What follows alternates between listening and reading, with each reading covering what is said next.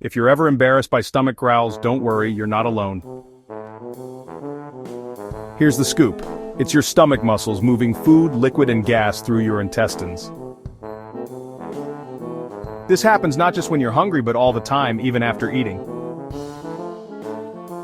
It's just louder when your stomach is empty because there's less to muffle the sound. Who else gets loud growls in quiet places? It's like your stomach has a sense of humor.